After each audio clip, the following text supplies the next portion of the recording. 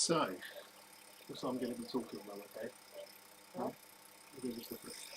So, this is going to be a very hard race. It's up the Achterbahn, and it's pretty much 17-18 minutes of very, very hard riding. So, it should be interesting. A lot of really good riders riding tonight. Some of them already reached out telling me they're going to break me. Mark Prado. So, all good fun. I guess he owes me a break-in. But yeah, this is going to be hardcore, this one. And let's see if the old legs have got it tonight. You never know. Lots of good people. Smithson, Fish, Prado, Walden, Manalo, he's also reached out to me. Ewan Simpson, Brett, Noonan from beating me a few times. Silvius, I can see's in it. Oh my goodness. It is a strong field tonight. So, let's just see how it goes.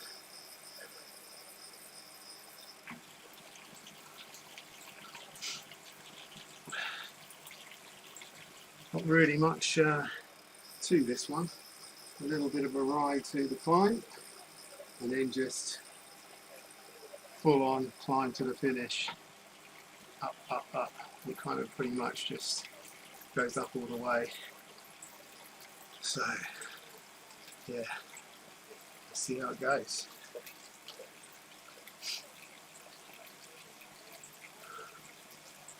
Take a little steam off from the start.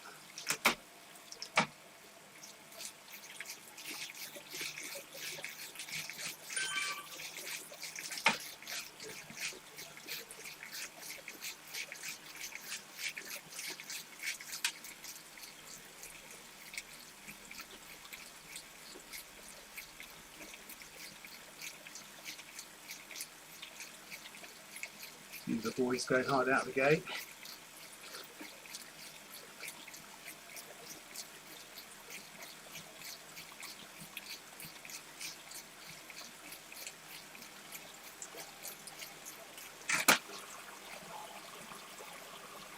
But taking it reasonably, sensibly now. I know there's a long climb ahead. It's the same for everyone.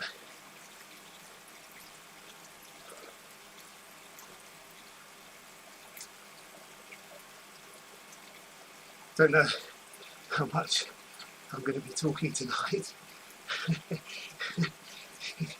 Could be quite a see how where the heart rate gets to.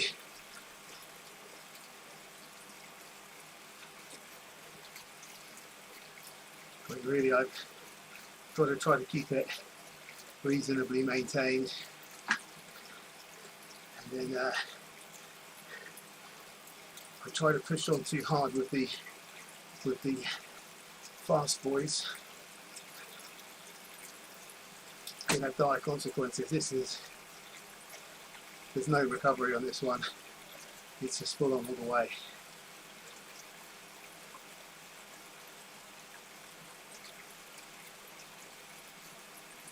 But hey, I'm not complaining. These ones suit me better than the sprint races. I've never done one of these where any of the really good sprinters have managed to survive to the end. So, yeah, let's see how it goes. I was told there was a guy called Donatello, but I don't see him in it at the moment.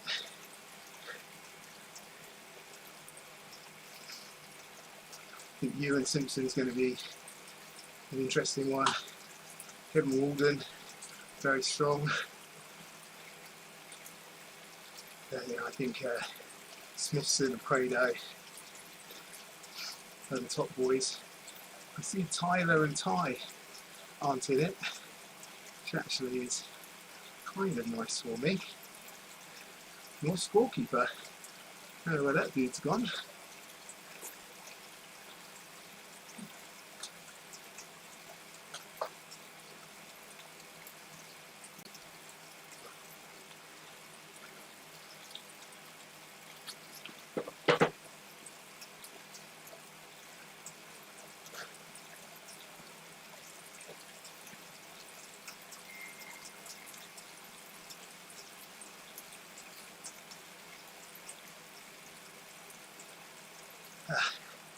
Well, this is nice and gentle before the climb, at least.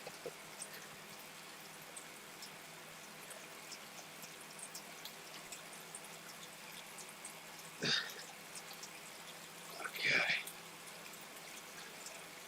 Oh, here goes. Making an early break for it. You know what? It's going to be hard enough as it is. If there's a little group, there is the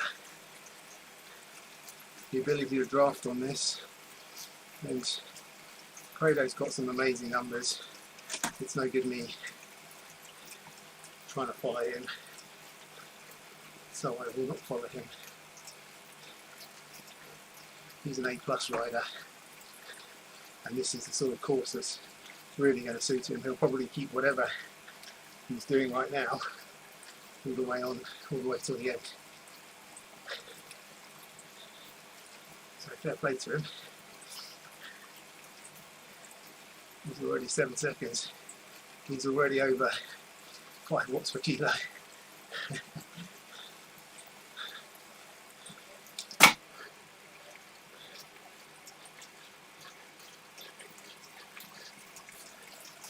So here he goes, people.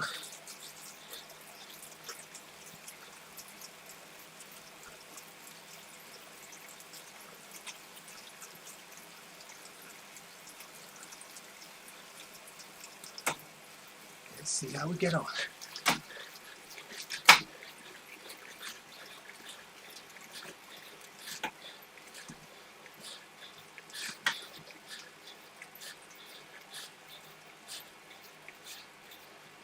I think I'll stay in this little group as long as I can.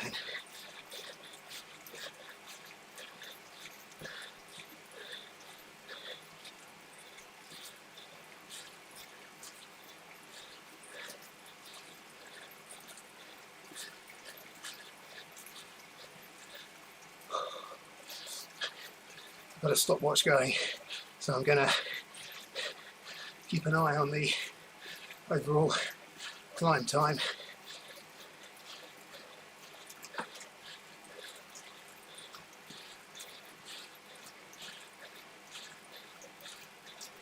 Credo's come right back to us.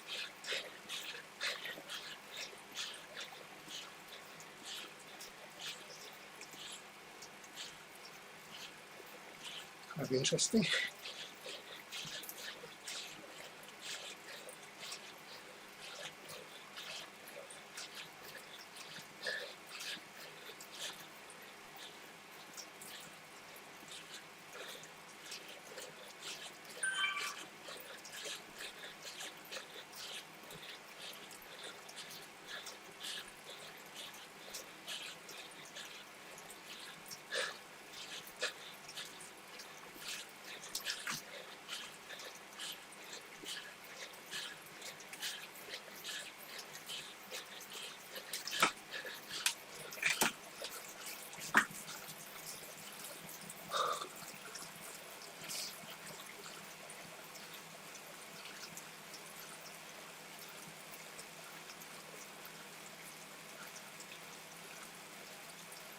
The gaps already.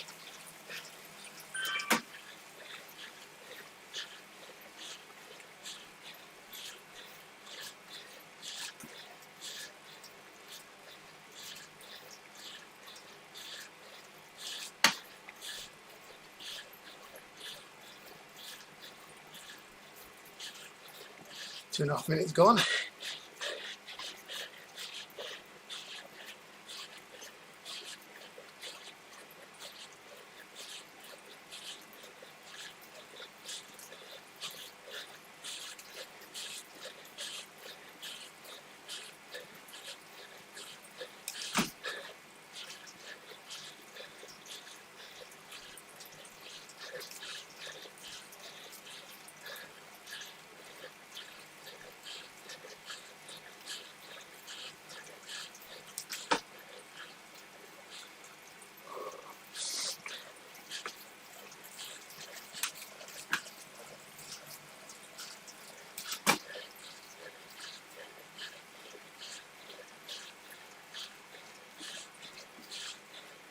Group of 7 up the front now.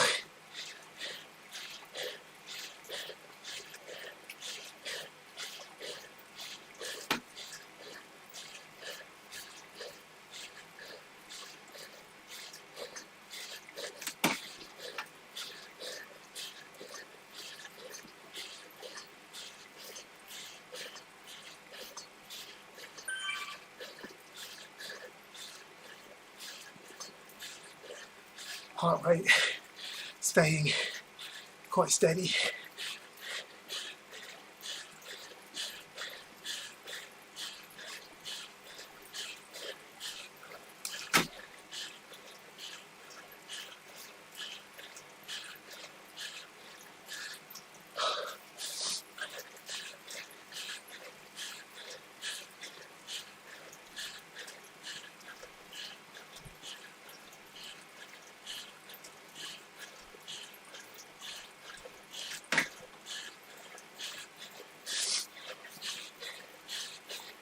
Is that Manalo braking? Yep. He's out the back.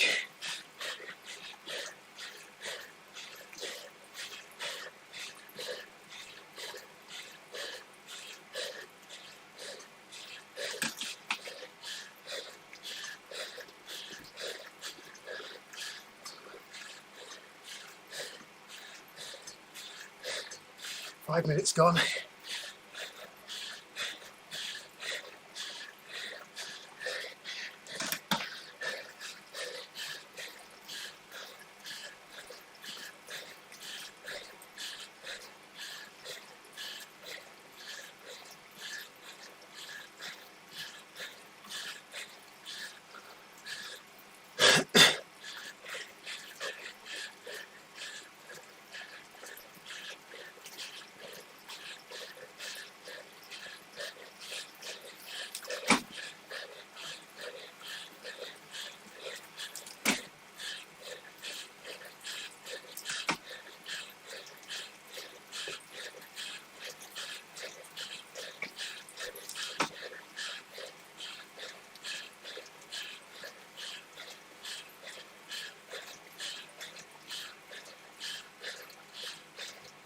This one has some very steep bits.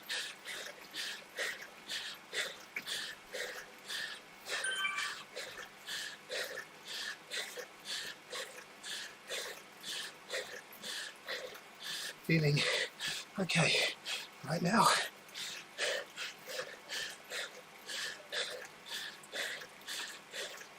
Heart rate's fairly high, but not maxing.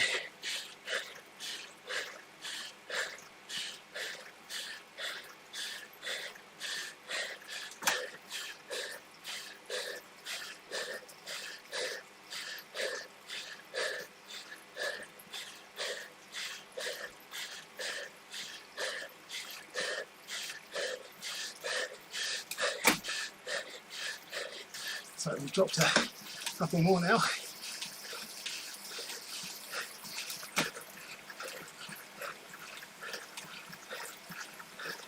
Stretch your legs out, this flattish bit.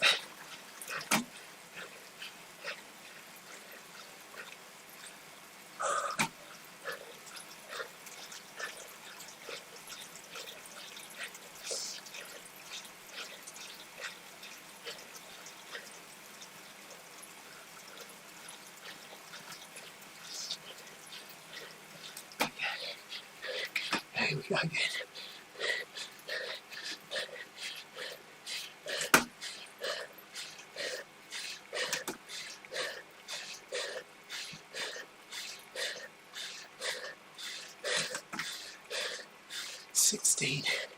That's it.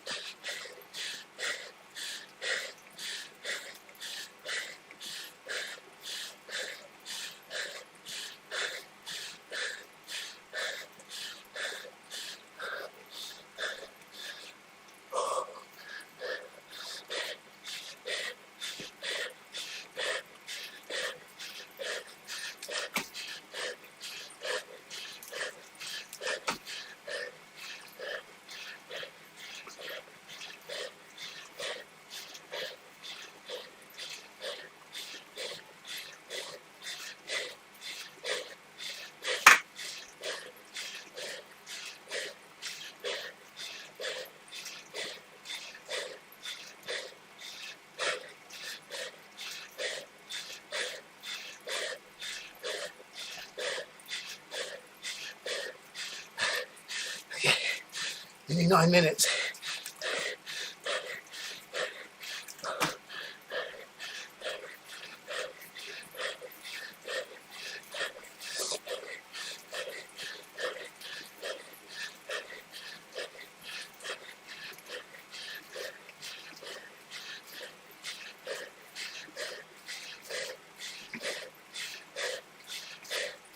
Wart has written well. He's nearly caught us up.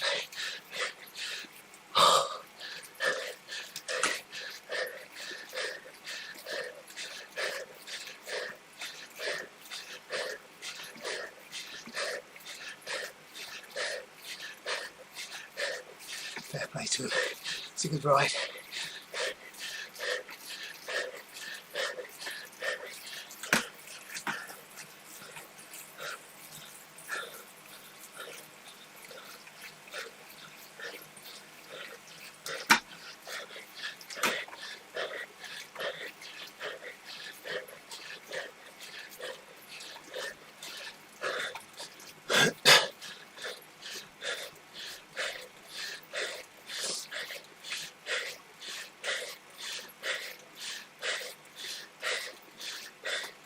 Ten minutes gone.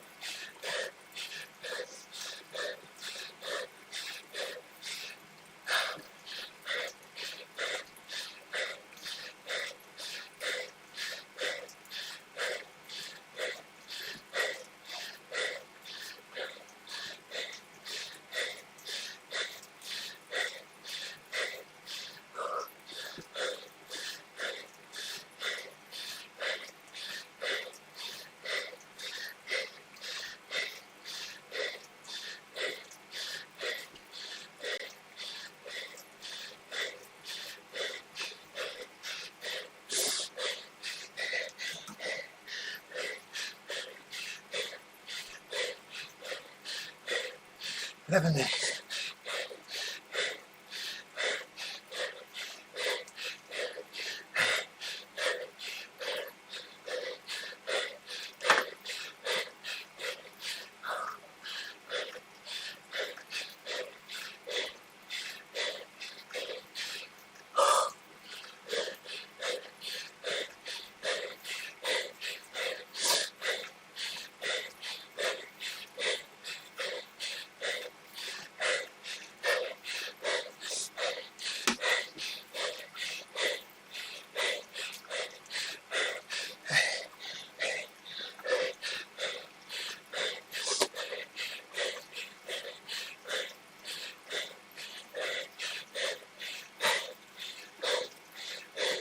Heart rate pretty high now.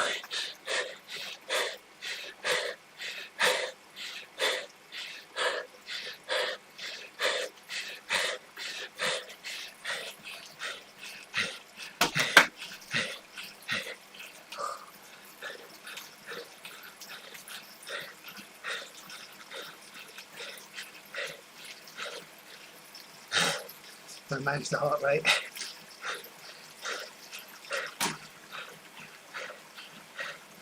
Only 13 minutes. 4 minutes left.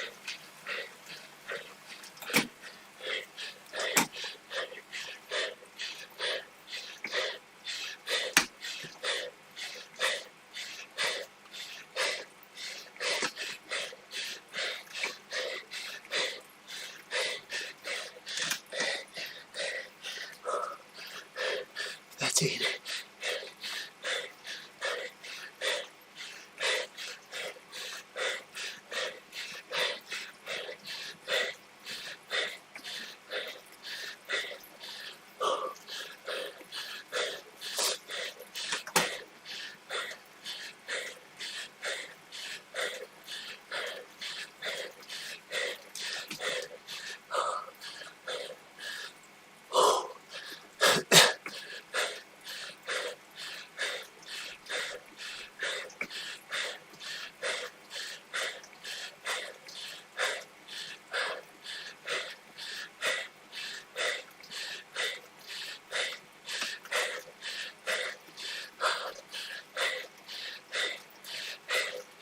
14 minutes.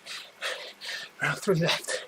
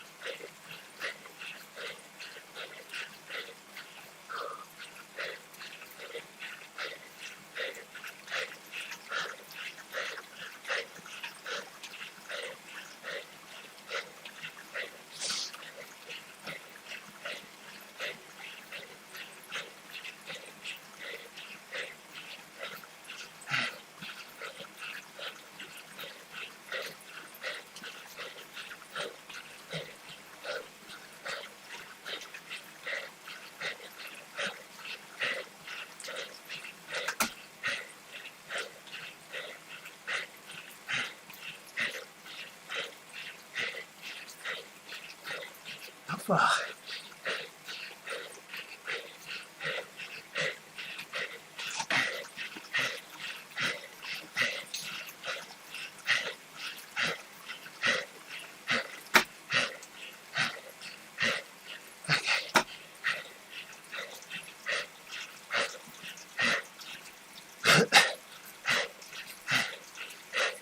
Well, my best was 17:39. I think I'm going to smash that.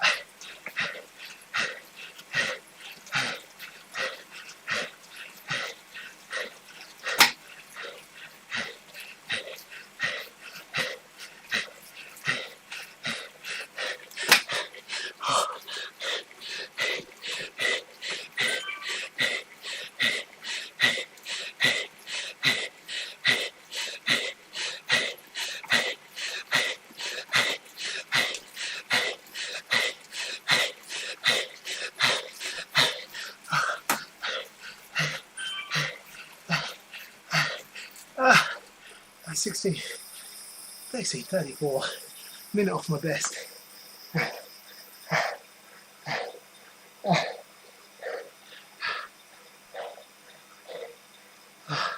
Super happy with that.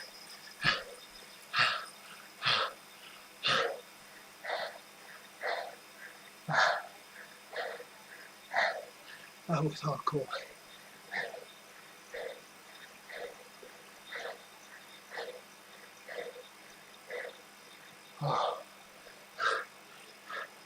Shame it's not 20-minute jobby, because it'd be good to see what my 20-minute effort was.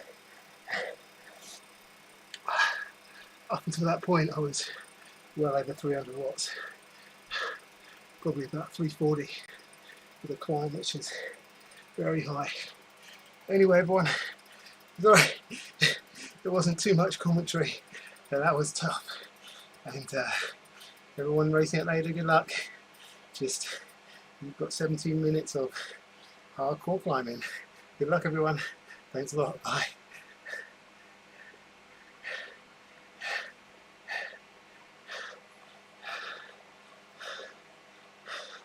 Okay, here you go.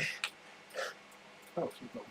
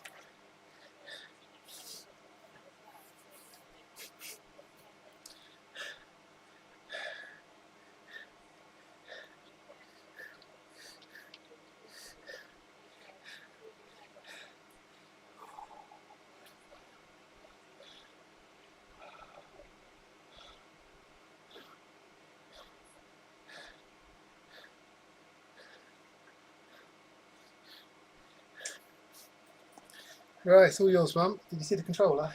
I think you might have sat on it. Whew.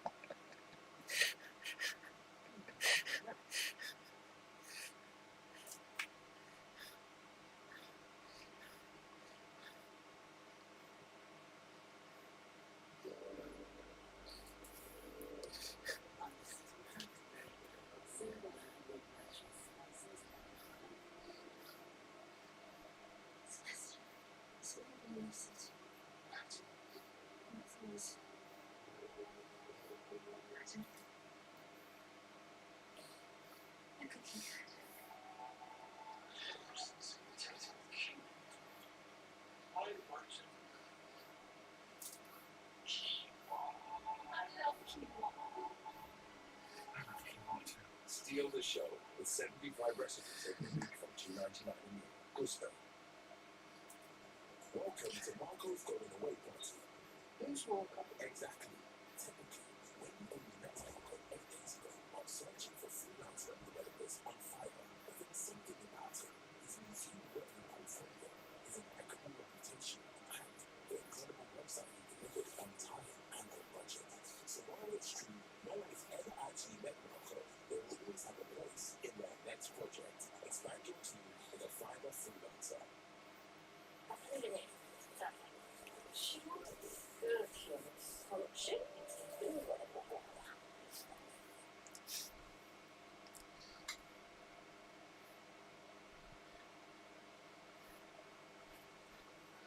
Fork-a-doodle-doo.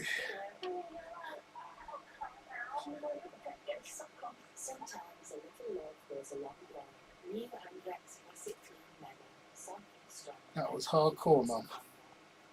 Was it? Yeah, totally. Really good ride. Really, really good ride. Dug in super, super hard.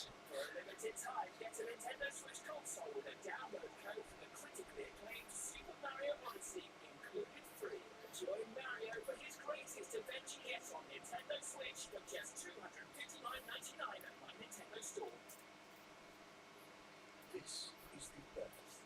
100 million years in the world. Magical story. By terrifying creatures. Dinosaurs. Come with me as I travel back in time. For an epic tale spanning 118 million years to see how they lived till their ultimate demise.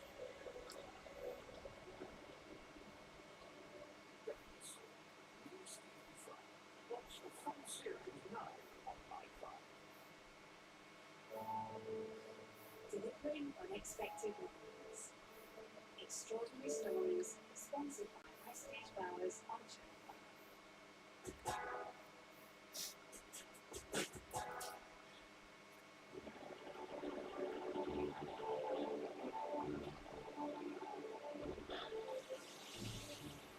In Morecambe, there's a problem.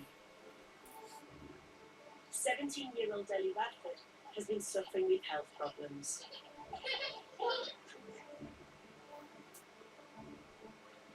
You cold or are you just tired again? I slept pretty much all day today. Are you feeling alright? It's not like it's either. Yeah, I'm too tired.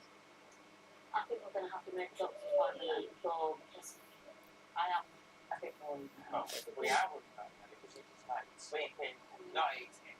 It's not eating and it's like that's really worrying me. I just don't want to do anything. I'm just too tired.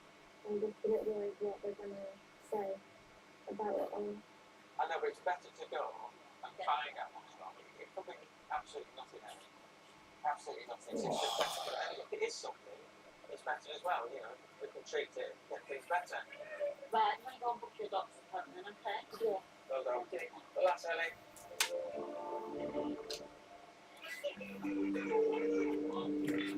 Being part of such a large family increases the likelihood of somebody having a health issue. However, only one has been diagnosed with a lifelong condition.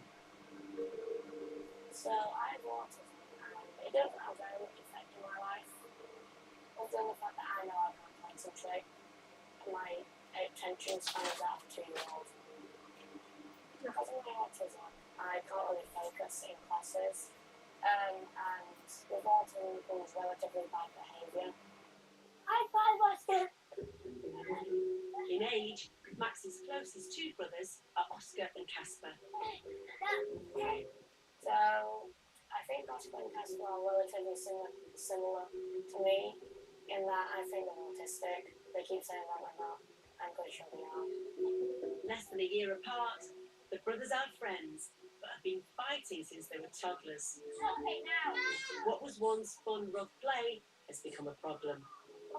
Oscar and Casper do fight quite a bit. But they play a fight, then it gets a little bit out of hand sometimes, and one of them will hurt the other one by accident.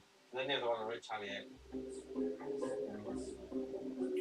Oscar and Casper do fight a lot. They remind me actually a lot of me, Jack and Dan when we were younger. When they're in that mood, it's so annoying. You just can't get them out of it. So there's nothing they can do. For the most part, it's playful, but it can actually get a little serious. You know, I do sometimes wonder if Oscar and Casper have got maybe autism like what Max has got, because they've got such high energy and they're just a bit. Yeah, I don't think you need to worry about that. I think the only genetic condition they've got is the naughty gene. Casper, what's this? I in it there. Okay, now I'm going to let down. Because they've got so much energy and they're really, really boisterous, you get bored quite easily. Yeah, exactly. I think we just need to find something for them to do as a pair to burn this energy off. It's not just the boys' behaviour Noel and Sue are trying to deal with. Their daughter Ellie has also been a cause for concern. Right, Ellie, are you ready? Yeah, I'm ready.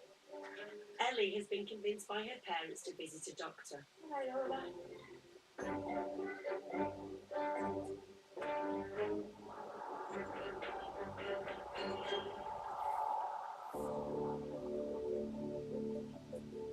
How are you feeling, Ellie?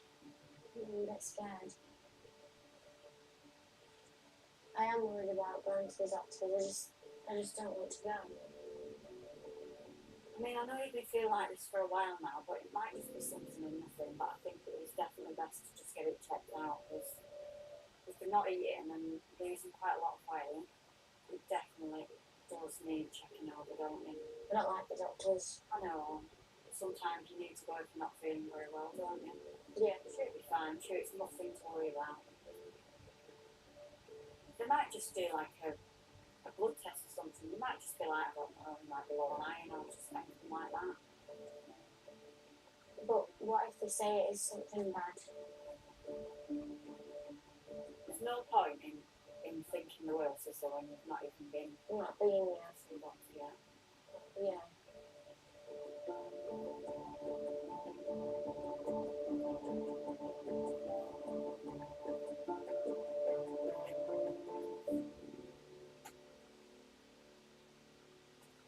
Come on.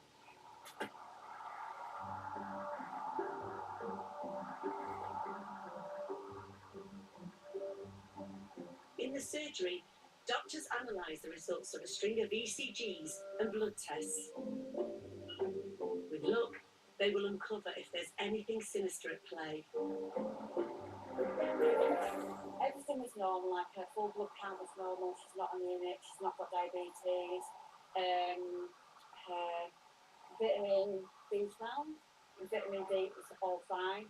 She said, but the only thing that was a problem was that her liver function is high, so basically her bilirubin that's in her liver is high. It's beyond the level that we would say is normal. So she said she thinks that Ellie has got something called Gilbert syndrome.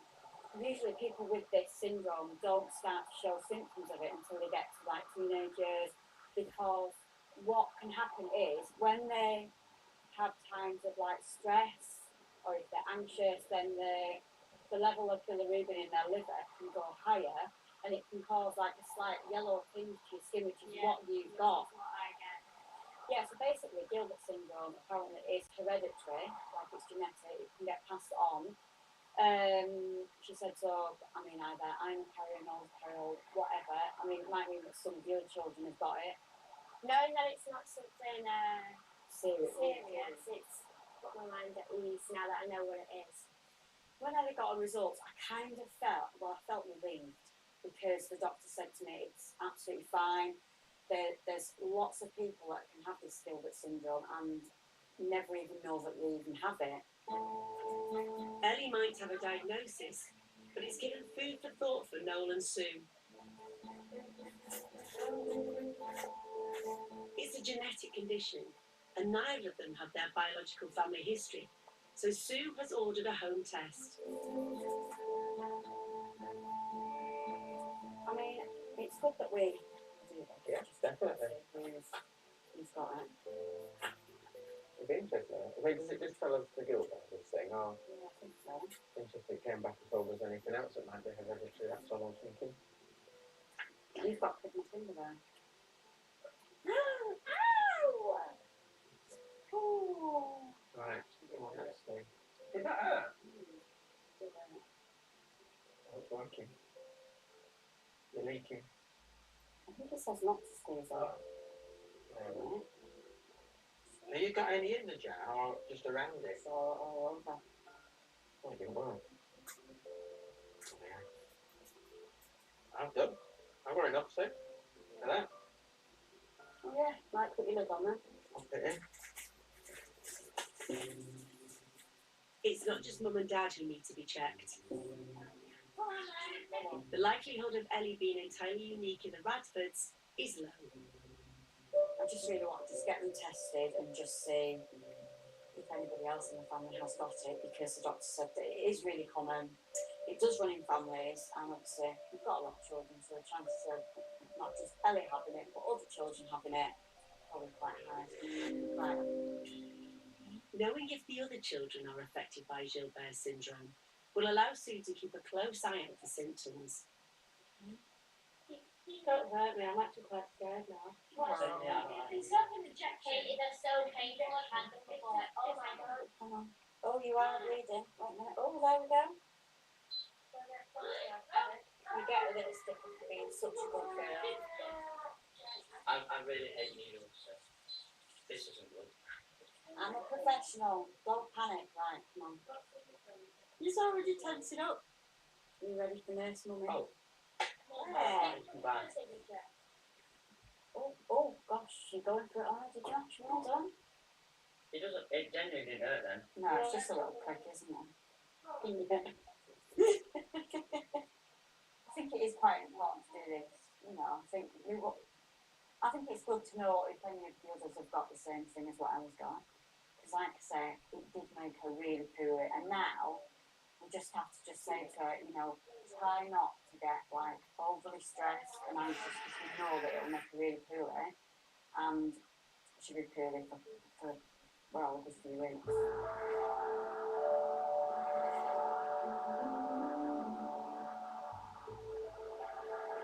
The tests are finished, the children in bed. When after doing that test, it's got me thinking, well, both the doctors, we know absolutely nothing from our medical history at all. Absolutely nothing. But right, if you knew something about your family, Yeah. your birth parents, you would have a lot more information on medical for a start, wouldn't you? Yeah. I'd quite like to find out a bit more on my side of my family side, where I'm from. Yeah. Just anything that's about fine. myself. I'm quite happy to do the medical side of it, but I don't want to do any more like digging deeper.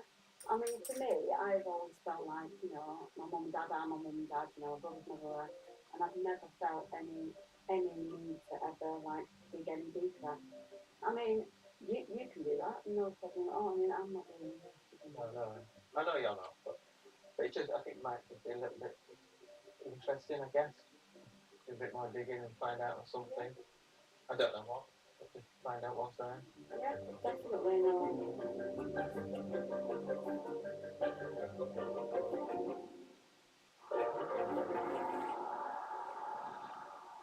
Coming up, Noel decides to dig deeper into his past. I'm being nosy. Scratch the surface as such as you'd say, and find out a few bits and bobs of, where I come from. And he's not for six with what he discovers.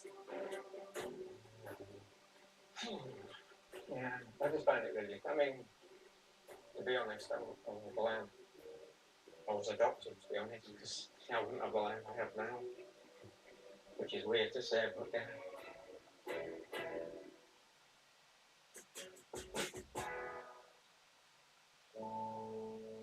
Delivering unexpected moments. Extraordinary stories, sponsored by Prestige Bowers on Channel 5. What's the point of rewards that aren't rewarding?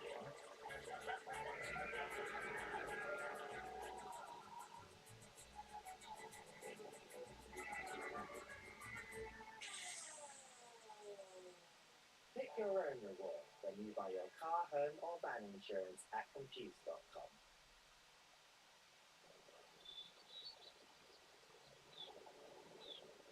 Wouldn't it be lovely if you could hide an Easter egg anywhere in the world for someone you love, in a place that means something to just you and them? Search Cadbury Worldwide High. At SCS, you can feel the hug of home for less. You can relax on the Roman sofa, now less than half price. Or you can get the bloom for a price you'll love, now only $6.95. And sink your feet into a new carpet with free fitting. Offers end 27th of March. SCS, helping create the home you love.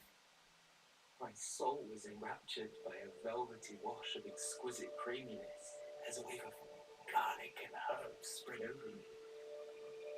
I was consumed. That was intense. Exactly. Discover new Intense by Philadelphia.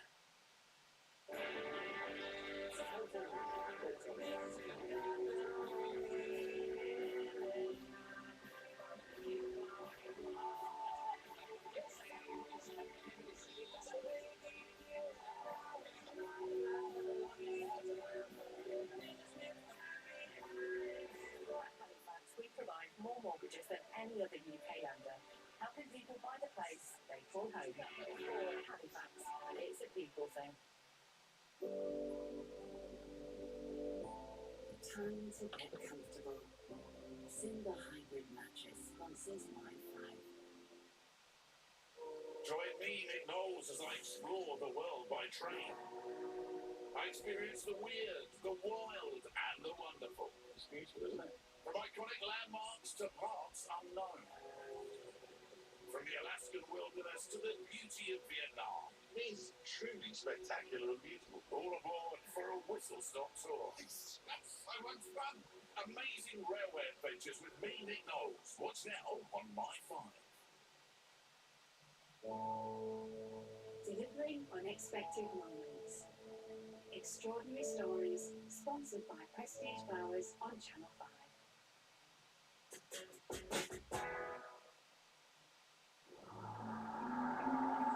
Since testing himself for Gilbert syndrome, a genetic condition his daughter has, Noel has been thinking about his adoption. If we can get in. He's bought himself a DNA testing kit to learn more about his history. You just got your biological parents that you're living with, whether mum or dad's prone to heart attack, mum or dad has had a stroke. So you've got all that sort of medical background that we just don't have. I don't really know much at all about my biological family. For something like this, it sheds a little bit of light on what the future might bring, I guess, health-wise. But Noel has another motive. You might tell me a bit more about who I am, where I'm from, and possibly my birth parents. When I was younger, I guess it didn't interest me as much then. You know, my mum, dad, and my mum and dad, and that's it. But now as I'm getting older, yeah, I do think about it a little bit more often. Noel's quest for more information starts here with a sample of his saliva. Oh, spit into the puddle, delete the amount that breaches that line.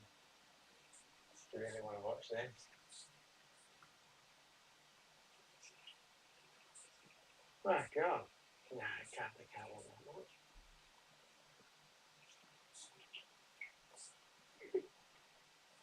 Only there. Nothing there. Just wait for results to come back now and see what the future holds for myself.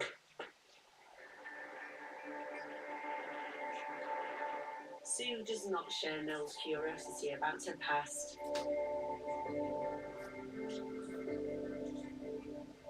My mum and dad told us that we were adopted probably when I was about 7, 8. You know, when you're that age, you don't really kind of understand it, really, do you?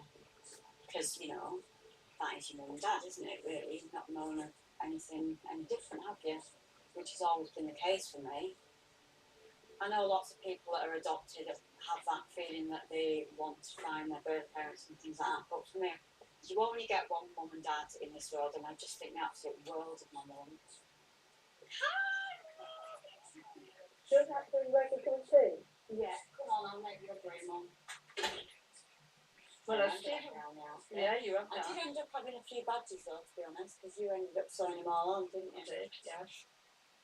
I don't really think about being adopted ever, really. It's not really something and I've never really thought, oh, I want to find my birth parents or anything, because my mum and dad are my mum and dad, you know.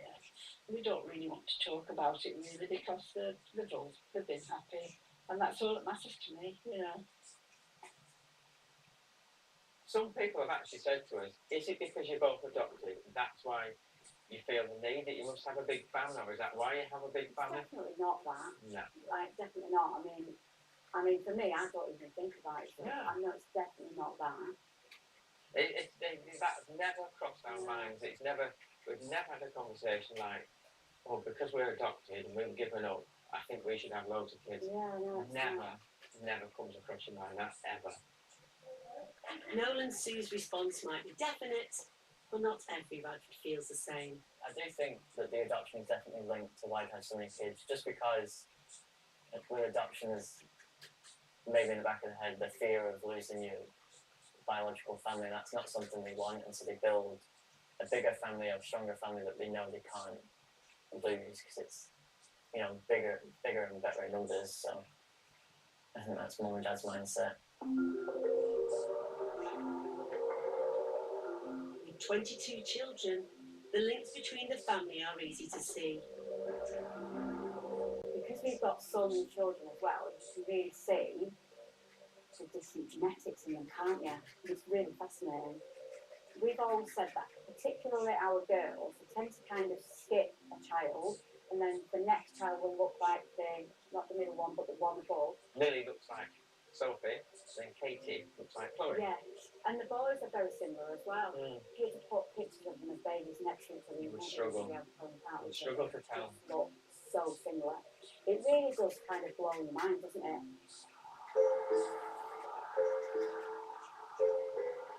Two of the family, Oscar and Casper, have been causing trouble for months. They've been fighting constantly.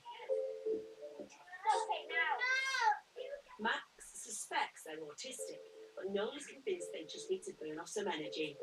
Is it all this? We've got a fellow coming around, Graham. He's going to teach Oscar and Casper drumming. I feel like this would be really, really good to release some energy. It's something that they can do together, which, let's face it, They love love anything they love together, yeah. I just think it'll be really fun for them. I think they're going to really enjoy it. Oh, yeah, it's going to be ace. It really is going to be They'll be wanting drum. I mean, we should apologise to the neighbours now. The drums are nearly set up.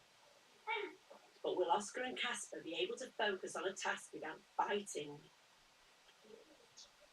You might want to cover your ears for this next bit, Blue Bear. Yeah. Oh, that's beautiful, isn't it?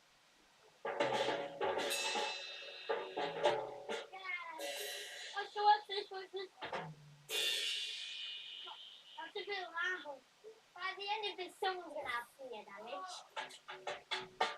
Definitely not what I was expecting. Like, a drum set in a living room. How random. But I like it. It's time for the lesson to begin. What this rubbish roll is the big symbol on your right is called the right symbol, and the one on the left is called the crash. As noisy as it is, it's really fun to watch them and listen to. I think it's going really well. It looks like drums are doing their job with Oscar and Casper. Not everyone's a fan. I can hear Santa. That is not normal. No. Why don't they drums? I don't want drums in the house. Whatever their siblings think, the shared activity seems to be focusing their attention whilst burning off some steam. It's so loud. I'm worried that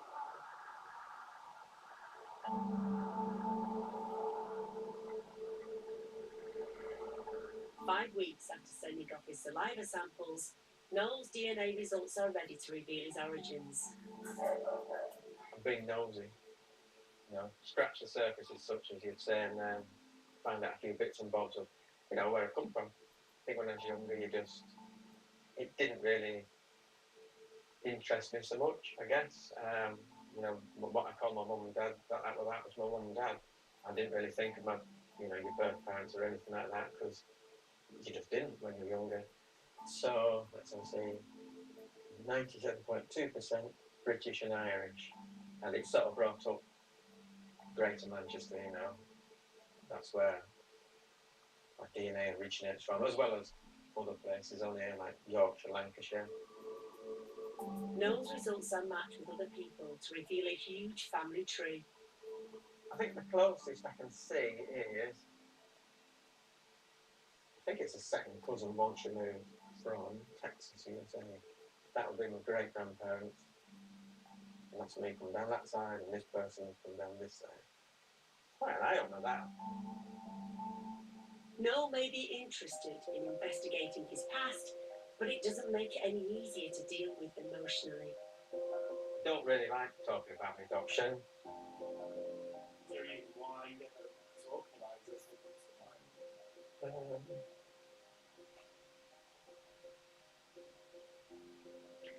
I don't like talking about it. I don't know. It's just weird. I think it just. I honestly don't know. I think it's because I just don't like it.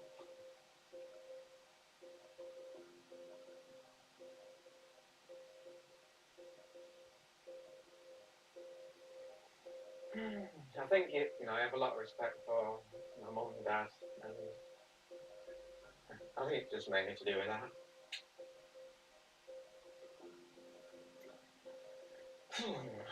Yeah, I just find it really. I mean, to be honest, I'm glad I was adopted. To be honest, because I wouldn't have the life I have now, which is weird to say, but yeah.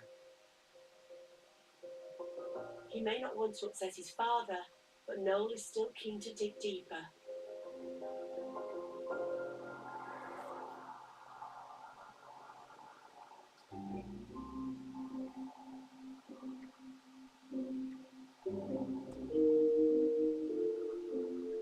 Before Noel goes further with his search, there's an important visit he has to make. Well, I'm just on my way to my dad's house. I just want to speak to him. Speak to his dad, basically because, you know, a number of dad's houses, bits. I guess I'm really sort of just asking his permission before I start looking further into my adoption. I'm going to find it a little bit difficult asking him because it's not something we ever talk about. So I just feel a little bit nervous because it upsets me when I talk about my adoptive side of things. I just don't, the last thing I want to do is upset my dad in any way. It's going to be a tough conversation. Noel has asked for the meeting to take place in private. Oh, fucking, at least listening at the window, right? Doors there. That's kicked off. That went really well. You know, I didn't expect to be any other way with my dad because I know what he's like. Supportive, as I thought he would be. Why are you worried then? Yeah, there's a little bit of information there that he's given me, so I didn't really know. Basically, they adopted me when I was 10 days old. My biological mum was just a young mum, and I was born in Stockport, Greater Manchester. So yeah, there's a bit more information there for me to go off, and it's nice to know these few extra things, just about myself, where I'm from, a little bit about my birth mum, I guess, and it was nice to know that was how old I was when my mum and dad got me.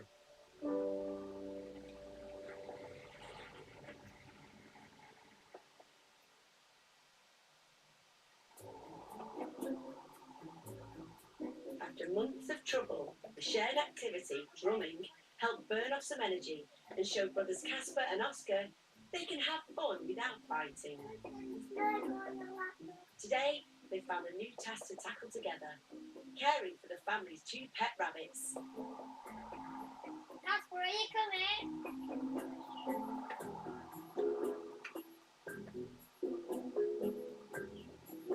Right next to the bar is the beautiful and adorable rabbits, Peter and Oreo. You're so cute. They're a bit chubby. We all love the rabbits, we all. Peter's the oldest one. I don't know why, but it just makes me think that he's very protective. I don't know why. Oscar and Casper just seem so much more relaxed recently. It's just so nice to see them not fighting constantly. They're just like me and Casper, we're always close together.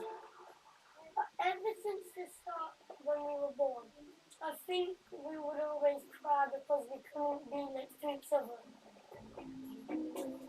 Their relationship is so sweet. They're really, really close, and I really hope when they get older that they'll stay like that, because it is just so sweet, the bond that them two have. Your best brothers, not best friends. Yeah, I'd say that, yeah. I mean, you can't pick favourites, but you can always pick your best one that's always there for you. But... Coming up, Noel's journey takes an unexpected turn. Is that possibly where I was born? In that building there? And he's faced with facts that make him question his identity. It's got my mum's name.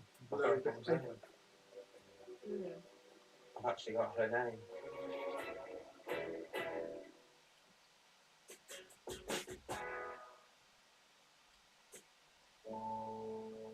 Delivering unexpected moments. Extraordinary stories, sponsored by Prestige Flowers on Channel 5. At SCS, you can feel the hug of home for less. You can relax on the Roman sofa, now less than half price. Or you can get the bloom for a price you'll love, now only $6.95. And sink your feet into a new carpet with free fitting. Offers end 27th of March. SCS, helping create the home you love. Right, so what is the plan? So I was thinking that we should just start off with all the base. Take in the games, stroll on the beach, lobster lunch, eat a giant's coldplay, take in a bit of art, stomach inspiration, go for a walk on the Peace Bridge, finish it off with a nice bag of chips off the old city walks. Absolutely clever. Fill your heart with Ireland. Discover more at Ireland.com. This is Sky Glass. Why would I get Sky Glass and not Smart TV? Because it's smarter. Really? Yeah, really. It's a 4K TV with a built-in high-spec sound, and you can find any show on any app. Yeah, I can't have a Sky Dish. You don't need one. It all works over your Wi-Fi. But it's pricey. Well, you get the actual Sky Glass TV, Sky Entertainment, and Netflix for £40 a month. And right now, it's just £14 a month for the first 3 months. That is smart. No, it's smarter. Skyglass. Smarter than a smart TV. Need to hire a car or van? Rent one from someone you can rely on. We'll guarantee the vehicle you book is the one you get. So, no surprises. Plus, there's no hidden extras to pay for, making the whole process pain-free. Say yes to car rental as it should be. Say yes to BWFS Rent-A-Car. Book online today.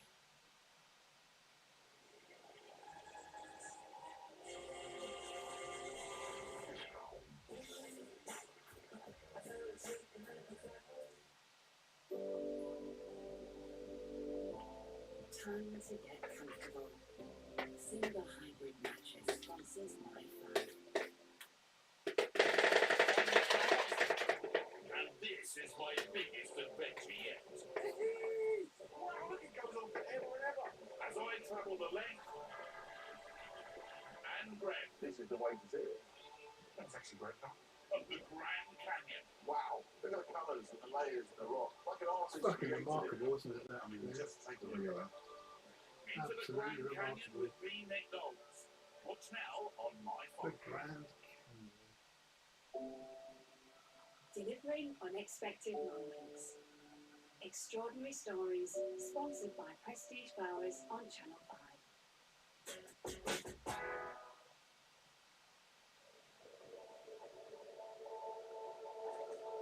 Noel Radford was adopted as a baby, and he's been trying to find out more about his past.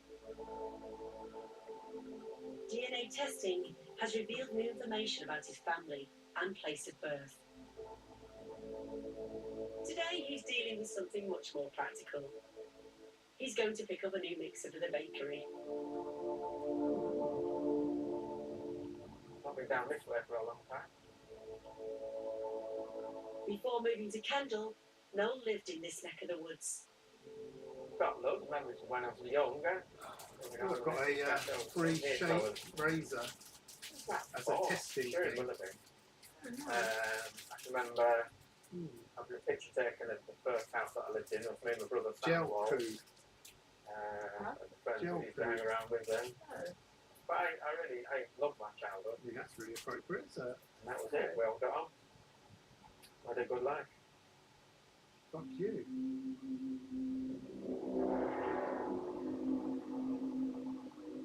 A diversion takes Noel away from the motorway.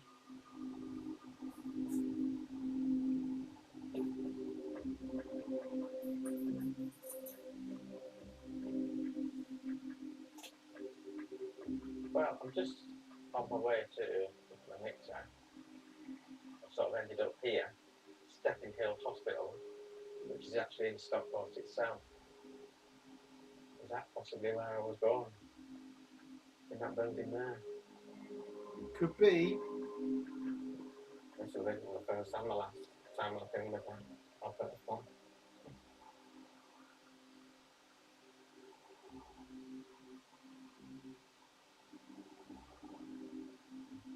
I came out one door.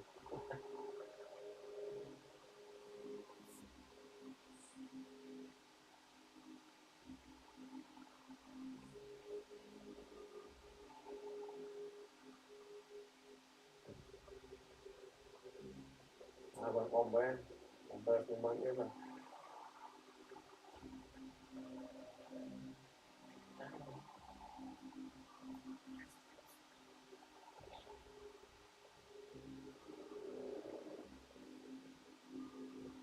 Funny thing is about these, you know, I don't know. I don't know if I'd be that bothered about it. Well, his wife is adopted as well. She said she's 2 absolutely hours got later, Noel's back home. Interest. Yeah. No, It's no, been a it's hard like day. the person that brings you up. It is. It's like Well, I've got no So I went to look at that. feelings for Didn't I? Nigel. Do you know what I mean? Yeah. Was it 'cause- The mixer was fine. yeah, he absolutely fine, donated actually. some But sperm, I've been but that's Stockport about for it. now, You know. and then I ended up driving past Yeah, I mean, I hospital, don't know. and I think That was probably Don't the knock hospital I people was that- born in, actually. Oh, really? No, Yeah. It was a bit, I don't know, Bit weird. a bit surreal, I guess. You know, thinking, was I born in this place 50 odd years ago? And then, I mean, you know, Yeah. this It's a bit weird when stupid you think about because it, we're all born in a Well, fucking yeah. whether we're I mean, it's adopted or weird that not. it kind of took you to Right. hospital, isn't it? But nice. yeah, it was nice just to sit there and, you know, and think about it, but it's quite sad, isn't it, that somebody gives you up for whatever reason. They might have to What's that? peer pressure or they're just not interested or whatever. But yeah, just So what do you think you want to do now then? Has it made you want to find your birth parents or what are you thinking?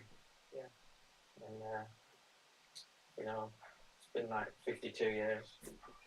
It was just curiosity, I guess, more than anything. You know, I think it has always bothered you. So if you really want to, like, find your birth parents, then you should definitely do it. I think the one thing that I would be worried about with Noel looking for his biological parents is the fact that he's a typical man and does not talk about his feelings at all. He bottles things up, and that's the only thing that I would be worried about, really.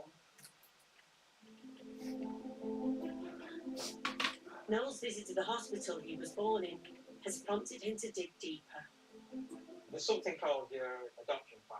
I'm thinking in there might be just answers to questions that, you know, that I might have. Where did my birth mother give me a name? How heavy I was, what time I was born, all things like that. Just getting that file that might answer some questions that at the back of my mind that maybe help me out, you know, talking about it, I guess.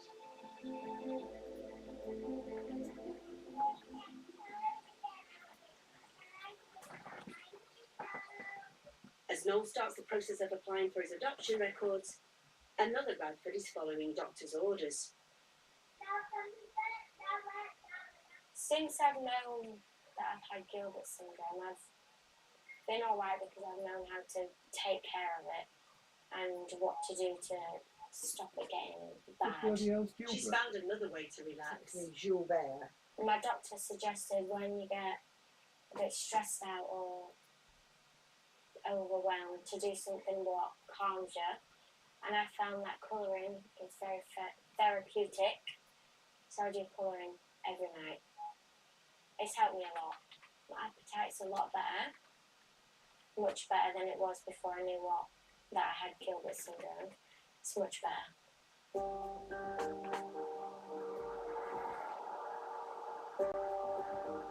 It's a month since Noel found himself outside the hospital where he was born. He has a letter with more information about his past. So this is addressed to me. I very rarely get posts, so I'm guessing this is my adoption records that I applied for. I don't know what I'm hoping for, really. I think it's just one of the things I'm just going to open it and see what's there and just go with the information that's in there. You know, it might say how heavy I was, if I was given a name by my birth mum, her name, possibly how old she was and things like that. I don't know. I have no idea.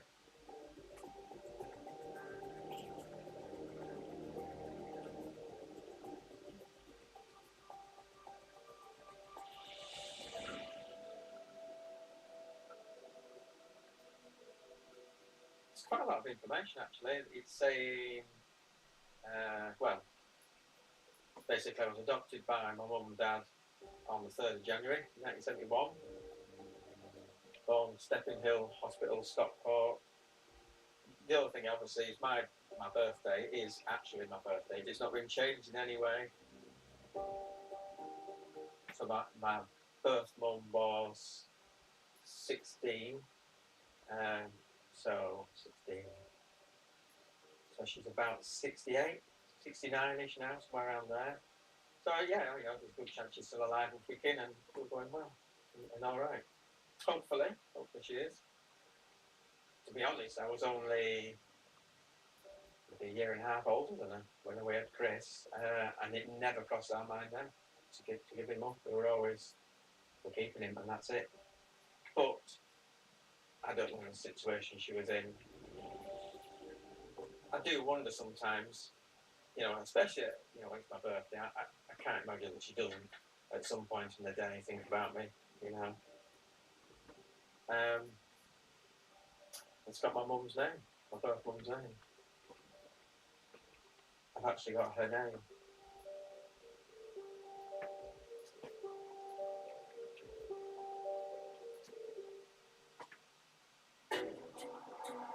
In the next series, Noel dives deeper in search for answers about his past. It just looks like any other part of Stockport, Manchester, and they all just blend in and look the same to me. This looks like the right street. School reporter. What's that? Can you take it down a little bit, Mark, please? That's quite a lot.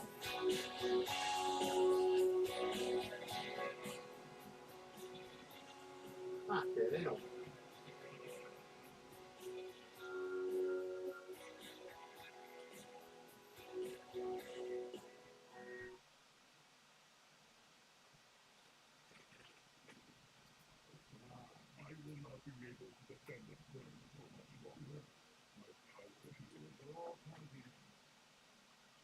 It's kicking off here, Mum. Is it? Yeah. Well, where's the next Strickland series?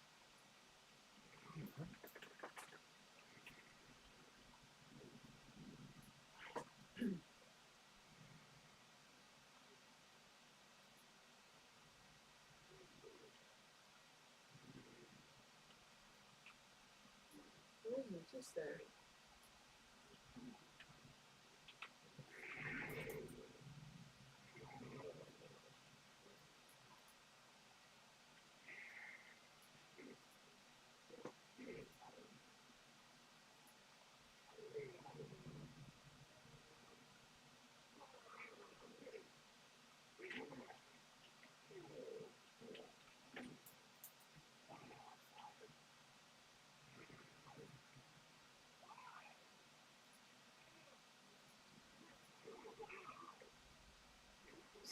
Able to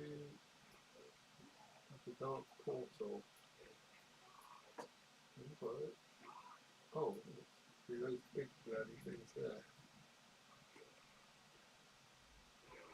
Oh, hello. Some Joker's attacking me. Some fucking Joker.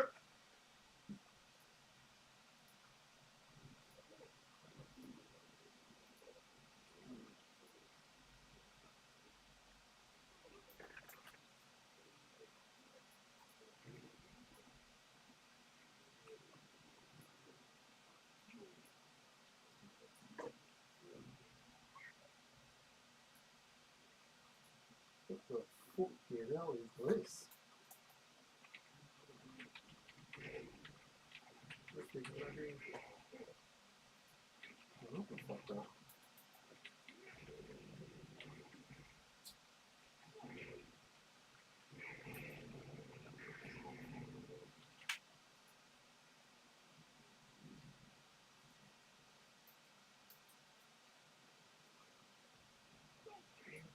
Really just save a lot, man.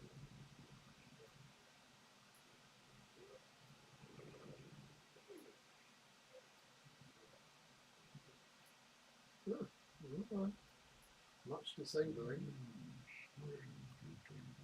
Whoa, this is a fucking brilliant mission. Uh-oh.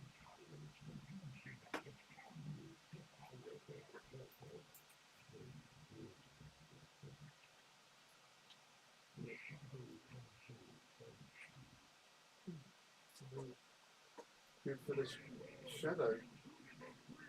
Cool. Down, mate. Easy, Tiger. I'll do this with you when you play a bit later, if you want to play later. This is absolutely awesome. Holy shit. This is where this game really oh, who's this fucking comedian?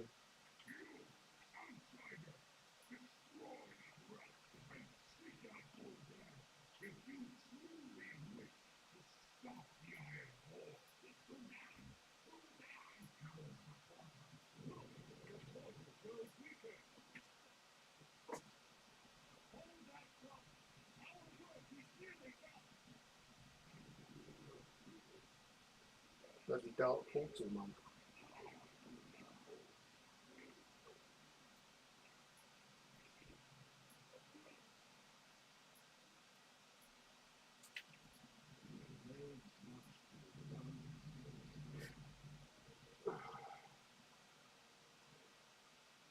Holy shit.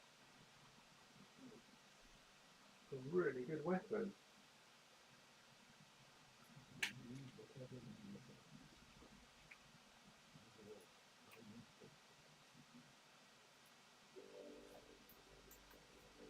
Good.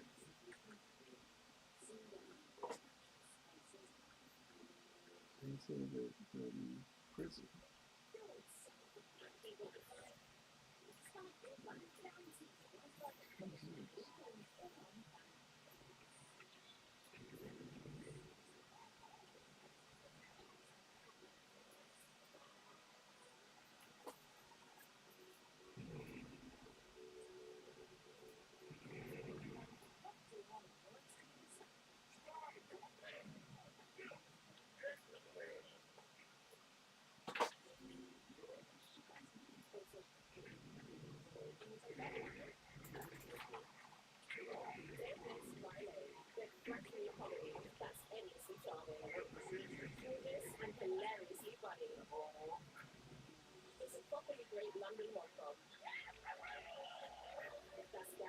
Whoa.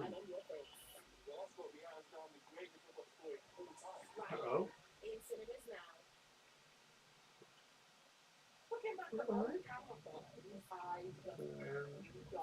Yeah.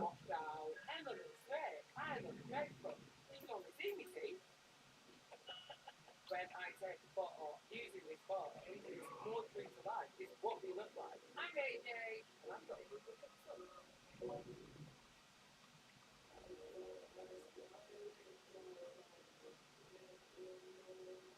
Oh, into Goldburn's prison. I think that was there, hadn't he?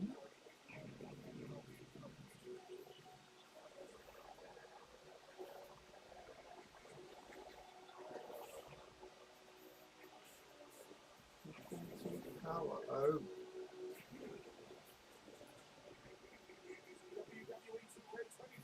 Available now. Sometimes you find yourself in an impossible situation. A new 125 gram index WP is designed. When you do the wrong thing. Oh, okay. Check out the bank. Desperate measures. Watch the full series now. Can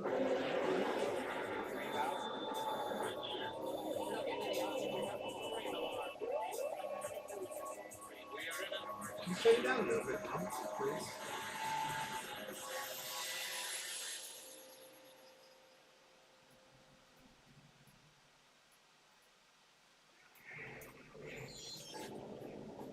It must be one of the most Okay. amazing flying stories. Yeah, I guess so. One that is still hard to believe. An airliner full of passengers out of control at 17,000 feet. And the pilot is stuck outside the plane. Outside the plane? In the cockpit, three frightened flight attendants. How is he outside the plane? Well, if you miss it, you will see. The captain's body could be sucked into the engine and bring down the plane. At the controls, a young co-pilot is battling to get the plane to the nearest airport.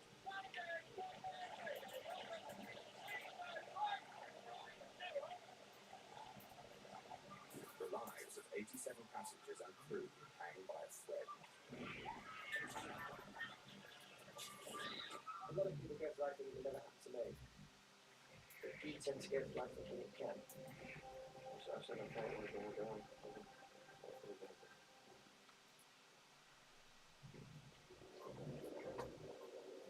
Sucked up with a plane window. For the crew of the British Airways flight from Birmingham, England to Malaga, Spain, the 10th of June began like any other day. Old friends about to do a job they love. Stewards Nigel Ogden and Simon Rogers, along with stewardess Sue Prince, had worked together on and off for years. They're an experienced, capable team that takes pride in its work. You don't actually want to do that. All the cabin crew and all the pilots, they all knew each other, were all on first name terms. Simon was a good friend of mine anyway, because we, scrap for a beer or a curry or whatever like that. Everybody was friendly to everybody else. The one new member of the group was Alistair Atchison, an experienced co-pilot he'd just driven down from Manchester that morning.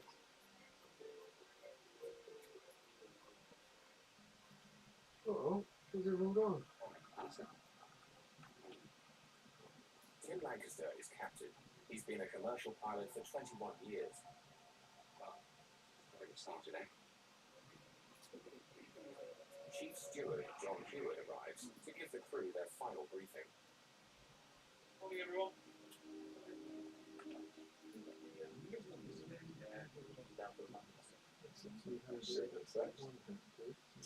Okay.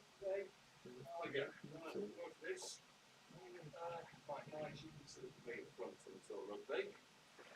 Sue, Over in. okay. So, Simon, over here. All right. Now, just a few safety questions. Nigel. Before takeoff, the co-pilot performs a walk-around, checking the outside of the aircraft for anything wrong. In the cockpit, Captain Tim Lancaster reviews a log of the maintenance carried out on the plane the day before. Okay? Fine. She's just come out of maintenance over there. Anyway, sir. Just change the windscreen. Many of the passengers know the flight well, and are looking forward to a relaxed trip to Spain. But they're going to get there, is it? I think it's going to be quite as relaxing as they were hoping. From Birmingham to Malaga to meet my mum, my sister. That way, so we're going to fairly shit themselves, I'd imagine. Holiday, the girls' week. Because you would. I live in the south of Spain, and 2 or 3 times a year I come back to see my grandchildren, also my mother. Let's get ready to rumble. So everyone lives near Birmingham, so that's the route I normally take when I go to Birmingham.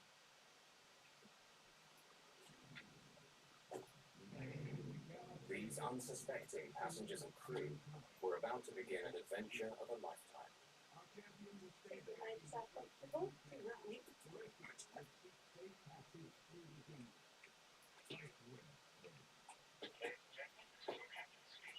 My name is Tim Lancaster. Welcome aboard this. He seemed to be laid back and quite jovial, really. Well, it's a lovely day in Malaga, blue skies, sunshine, sit back and enjoy the flight.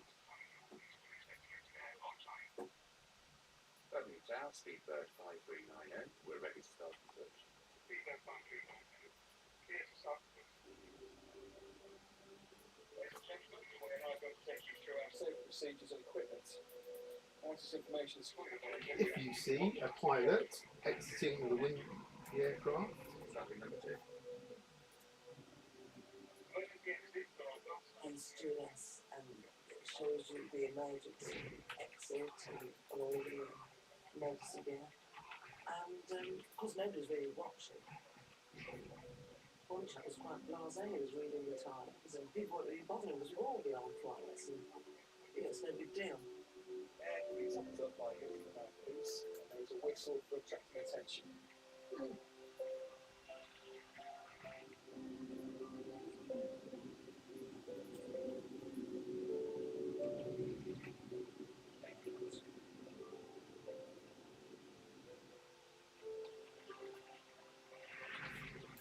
The BAC 111 was known as the Jeep of the skies, a workhorse that was easy to maintain and had a good safety record.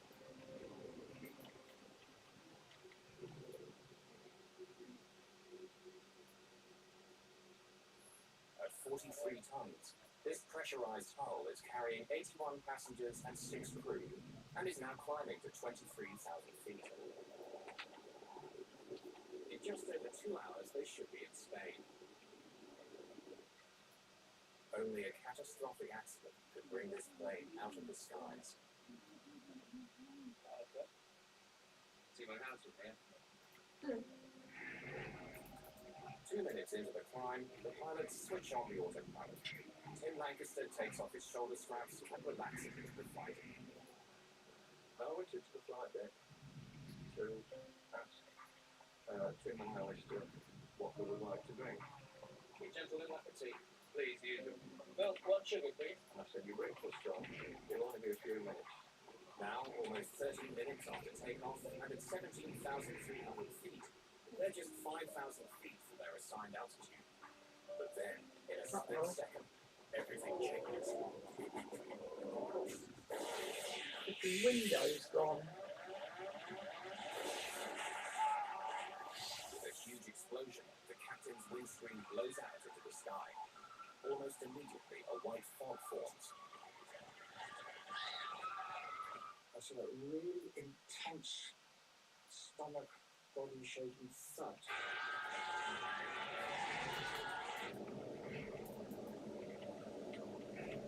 We just died, really. And then we started to juggle like this. And I was a bit stunned. I thought, what is the bomb? Alistair, the co-pilot, is suddenly fighting for control in a 350-mile-an-hour wind. There's no time to think about the captain, who's being blasted out of the window by pressurized air escaping from the aircraft. The rushing wind pins Captain Lancaster to the roof of the cockpit. What the fuck? Inside, his legs have jammed the control column forward, disconnecting the autopilot and pushing the plane down into a dive.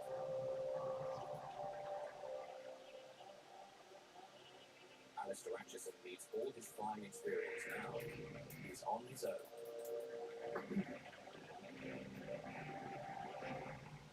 Co-pilot Alistair Atchison has to take command. While he fights to bring the plane under control, steward Nigel Ogden can see his captain is being sucked out of the aircraft. And I looked in, the flight deck door was resting on the controls, and all I could see was Tim out the window. I jumped over, put one foot in the captain's footwell, and the other one was down the side of his seat. I just grabbed him before he went out completely. Nigel Ogden holds on to the captain for dear life.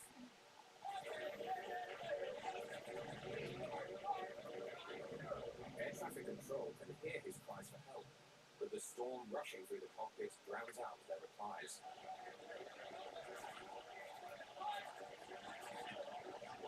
The captain's feet are still pushing against the control column, and Alistair is struggling to get full control of the plane. He's now diving through some of the busiest air lanes in the world, with the added danger of a mid-air collision.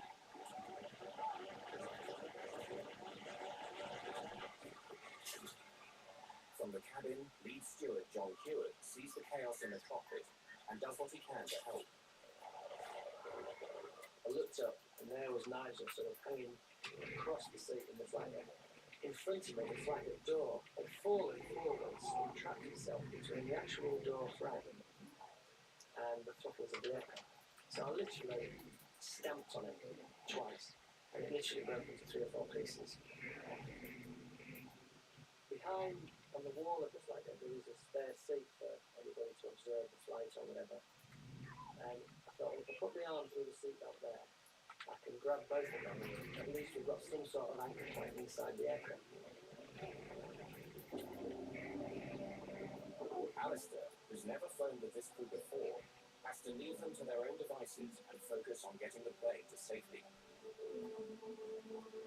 He now has control of the throttles. John and Nigel have wrenched the captain's feet away from the control column. But instead of slowing down, Atchison decides to continue the rapid descent. It will quickly take him out of the way of any other air traffic and take him to a lower altitude where oxygen equipment won't be needed.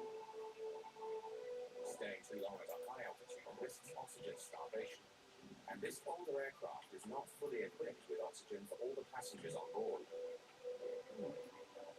The airspeed indicator goes into the red.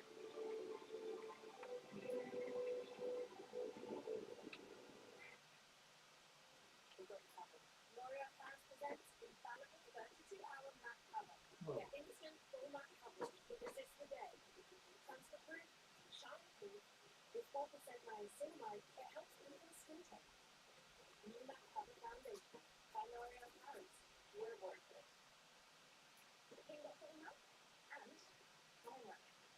Victoria. The T-Box double load.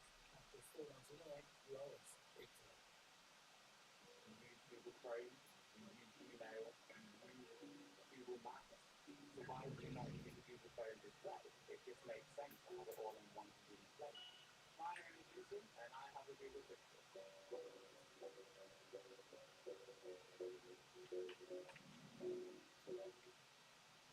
Download the Asda Rewards app and earn coins, not points.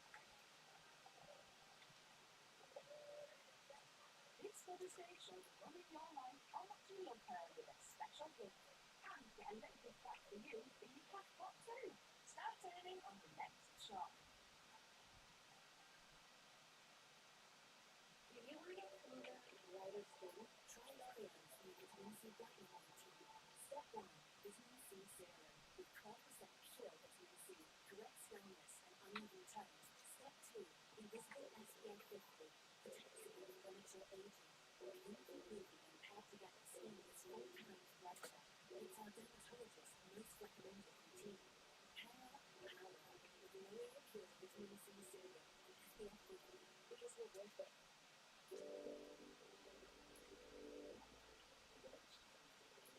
Single Wool Mattress and Season.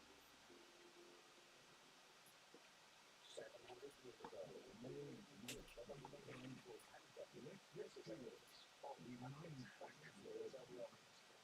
now, new research is revealing the terrifying reality of the Black Death. It's still really good. It is still around. Following the arrival and spread of the most Oh, God, devastating there's a lecture. She's in all these programmes now. the Black Death. Watch now on Hope.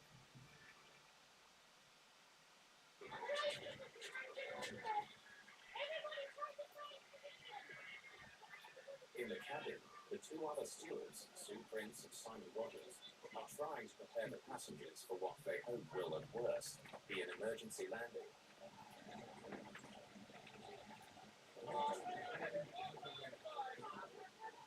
Working his way from the back of the cabin, steward Simon Rogers now catches sight of the chaos in the cockpit for the first time.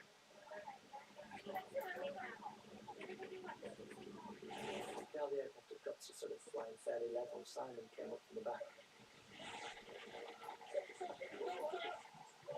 Nigel was beginning to get really sort of achy now with his arm. I knew he wasn't going to let go unless he was sure that Tim wouldn't fly out of the window. We all had fear in our eyes. We were all worried sick because we thought, you know, either Tim's going to die or we're going to die. You know, that was going through my mind. But it was up to Alistair then, and it was up to us three, Simon and John and myself, to hold on to grim death. With Simon sitting in the seat, we freed Tim's legs from between the control column and the seat. So we hooked his feet over the back of the captain's seat, and then Simon literally put his hands on the top, so he was holding his ankles down.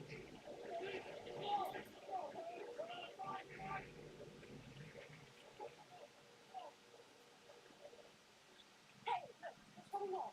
We're going to be all right. But I think the captain's dead. What can you believe it? He just told us what a lovely day it was. Blue skies, sunshine, relax and enjoy the flight. Let's hope he's dead. Alistair has managed to get down to 11,000 feet. Without the captain to help, he's operating the plane's systems from memory and shepherding it around Heathrow, some of the most congested airspace in the world.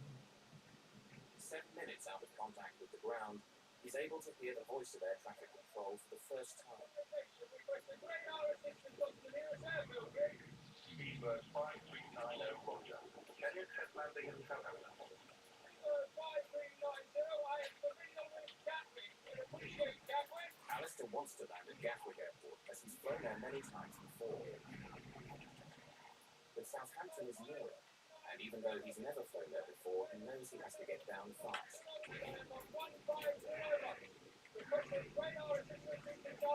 When you go into an airport that you're not used to, you normally have charts, left-hand plates, that kind of thing read up on and learn something of the airport you're going to. But he knew nothing, so sometimes when you haven't been there, there's a little chart with everything coming out the window and there's no let down plates to look at the approach and so on. All the maps and charts blew out of the window with the captain, and only the air traffic controller could guide Atchison. He turns towards Southampton.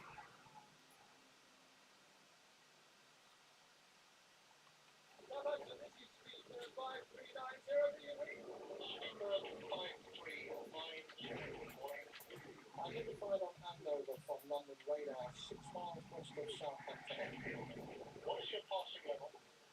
Roger, sir, I'm not familiar with Southampton, but you shuttled me onto the runway. When he spoke, he was obviously stressed. It sounded as if he was under a fair bit of pressure. What is your number of persons on board? We have 84 passengers on board, and I think that will be all if we are to be found.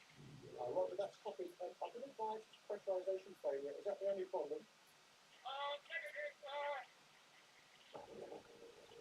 The captain is half out of the other thing, I understand. I believe you said. Roger, that is copied. My feeling was when he told me what was going on, it was one of disbelief, because it doesn't actually happen. You know, it's one of these things that you see in films, that happens in films, but it doesn't happen in real life.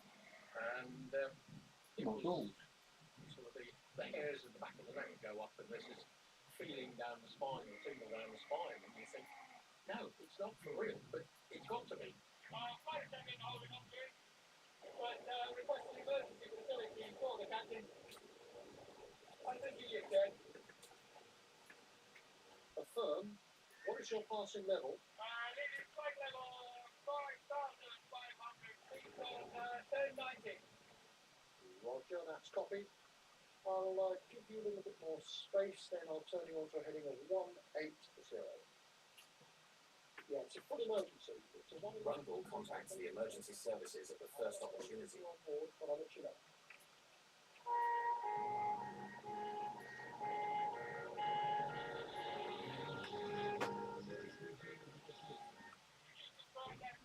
Level runway in Southampton is acceptable for 111. Yes, it is acceptable for 111, and I'll give you the figures shortly. As long as we have at least 2,500 meters, I'm happy. I'm afraid we don't have 2,500 meters. Neither do Bournemouth. We have a maximum of 1,800 meters.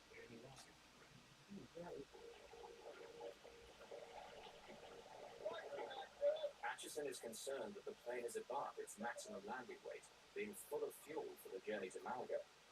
And the BAC-111 can't dump fuel. If the runway isn't long enough, he faces more problems. Whether the aircraft could actually stop on the runway, or whether the tyres would burst, or whether he'd go off the end of the runway. That's obviously what he was worried about when asking for 2,200 metres. 5,390. Thank you very much. We are 3 queens and 45. So we are set for approach, but make it please very gentle. Yes, I will indeed. You are number one traffic.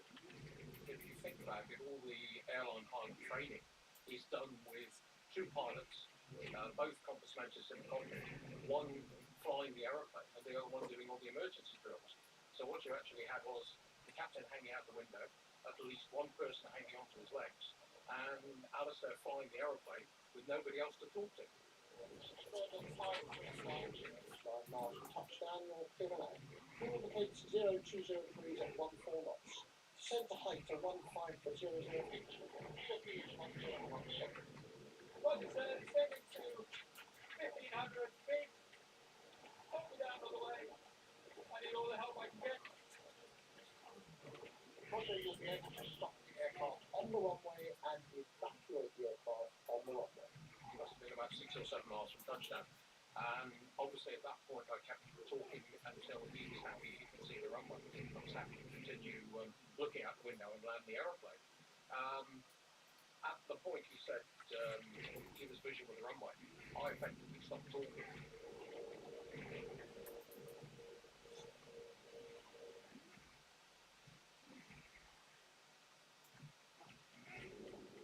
32 minutes after takeoff, with 81 terrified passengers, a nearly full fuel tank, and the captain blasted out of the window. Alistair Acheson attempts the most difficult landing of his career.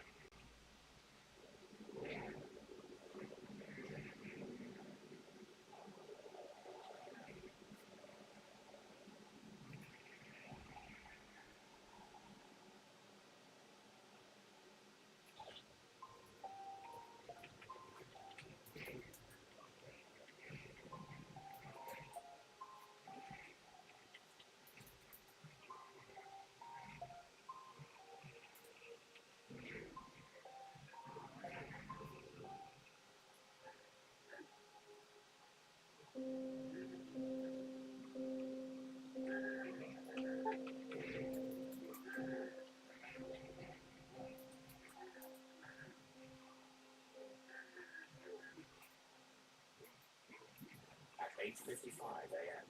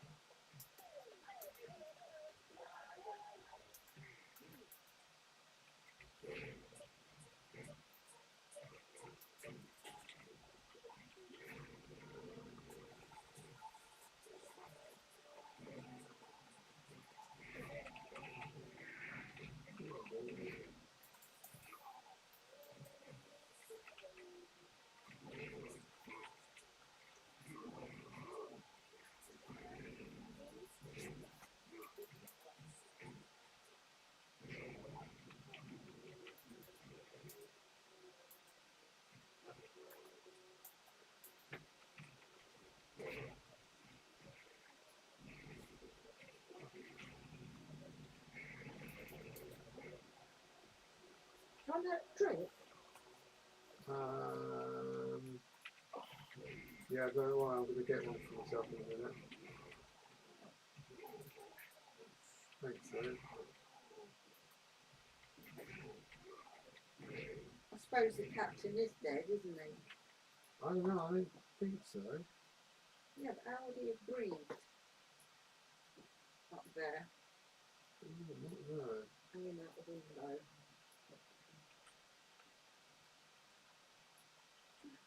I am here. It is this place.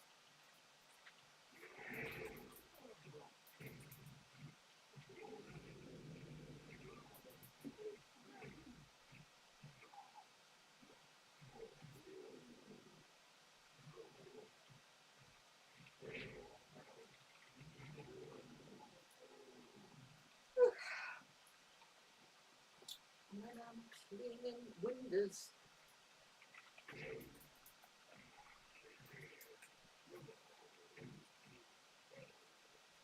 Why did they send you a free razor? I signed up for it.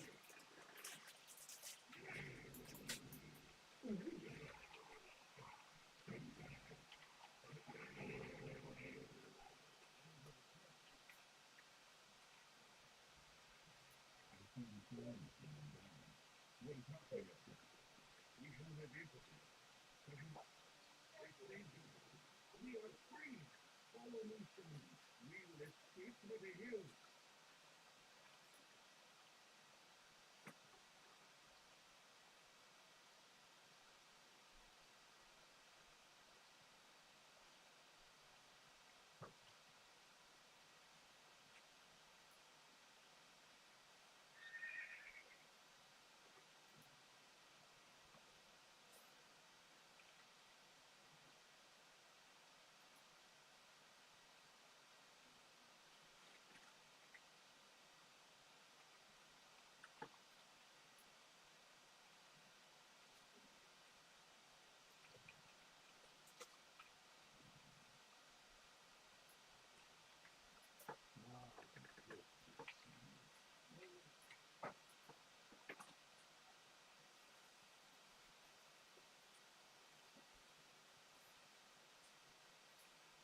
Let's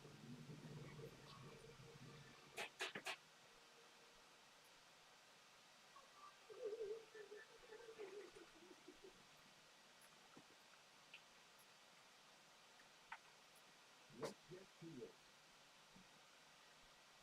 We cannot hide here forever. Follow me and stay close.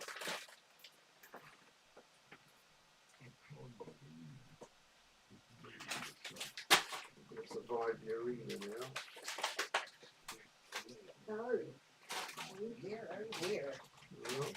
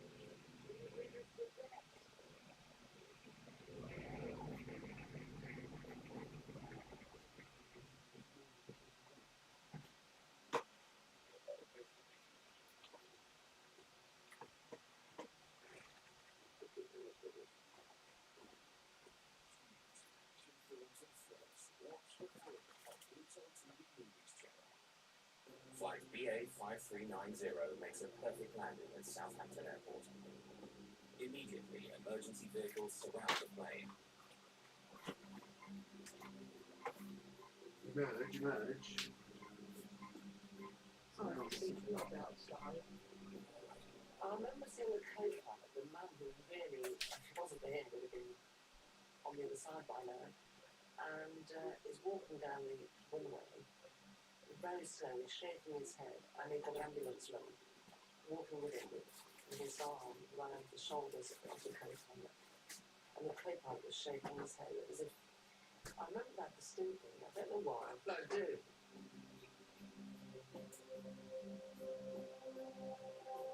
Alistair Acheson has carried out a remarkable piece of flying, almost unprecedented in aviation history.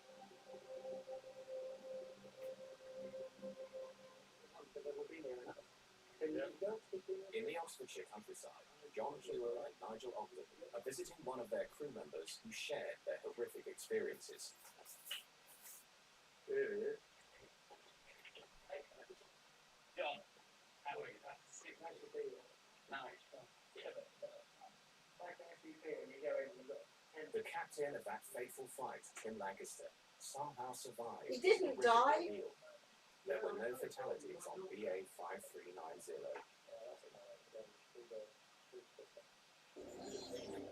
As his frozen, lifeless body was removed from the plane, nobody thought that Tim could have survived such punishment. But remarkably, he was slowly beginning to emerge from his horrific adventure. I regained some consciousness on the ground in Southampton because I remember big red and white things, which obviously fire engines and ambulances, not people and not conversation. Is that the pilot? And then the next clear, lucid thoughts were in hospital in Southampton.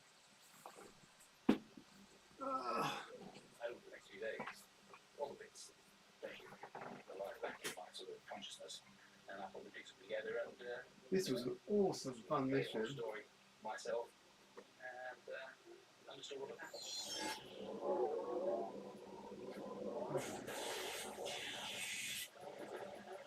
There's a big bang.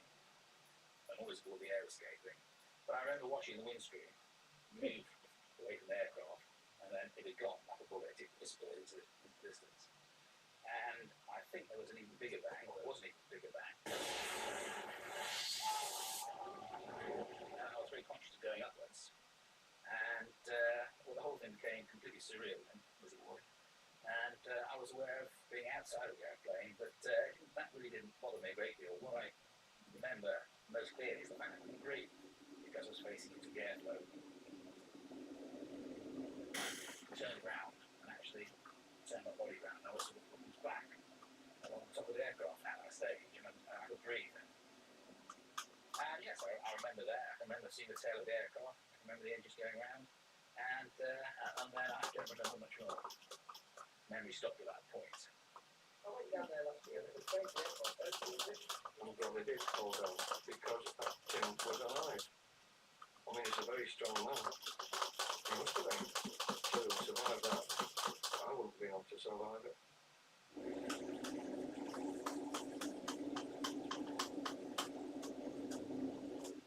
What injuries did he have? I don't know. When was this? Tim Lancaster's survival was little short of miraculous. And by pure chance, the physical trauma he suffered was limited. It included a bone fracture in his right arm and wrist, a broken left thumb, bruising, frostbite and shock. Remarkably, within 5 months, Tim Lancaster had made a full recovery and was flying again. That is amazing. Of course, the captain wasn't the only one to go through a horrific experience. They said it Battling was with the controls whilst listening. What's that? 1994 or something.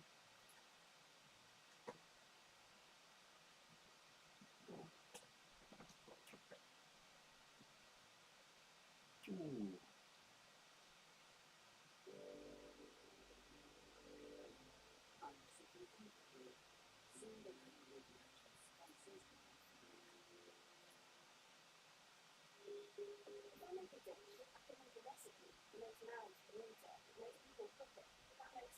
Which makes me alone and makes people want more, making me a sensation. That makes me wonder, did I just make it? Or is there more to it? So I made myself a business of Squarespace, where I pick up some more success, selling cookbooks, classes, and my very own noodle shop. Because if I can make a dish, why not make the next culinary empire?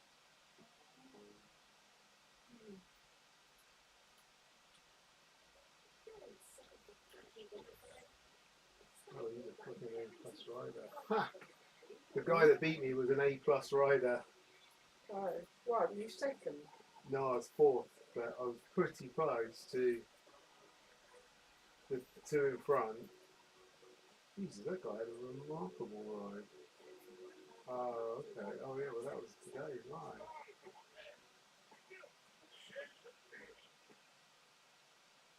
Attention city fair. One tasty tasties. Then let's hit the town. Milton Town. Milton Town. Jeffers. Milton Town country with just eight. You've got really kebab, German doner kebab, the breakfast club, Leon and Fred. So join the burger back chat. Fucking hell, Brent. One of the guys that beat me last week in the sprint was nearly 4 minutes behind me today. That's fucking awesome.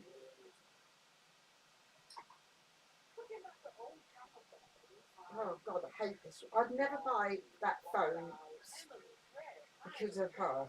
Because you're racist. Yeah. You're racist.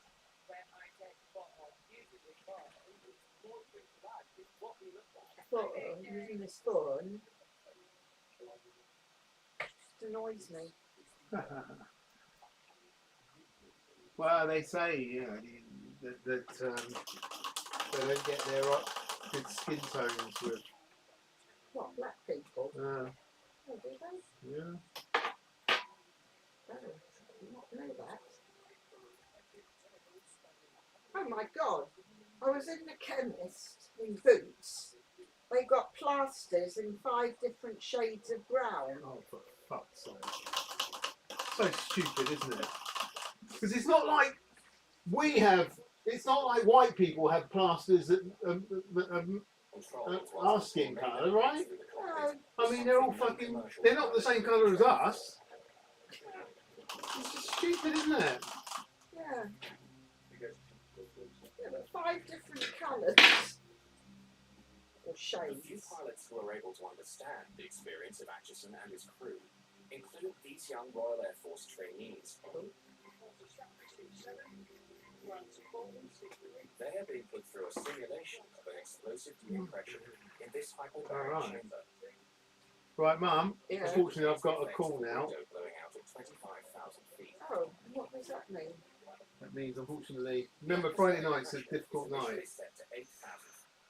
Sorry. And I've got another one at 10:50.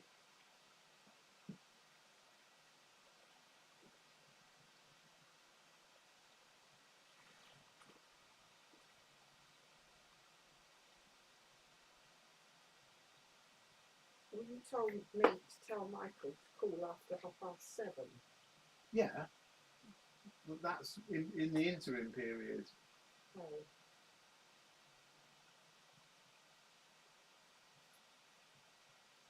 Oh, what's going on? Huh? Why hasn't that finished?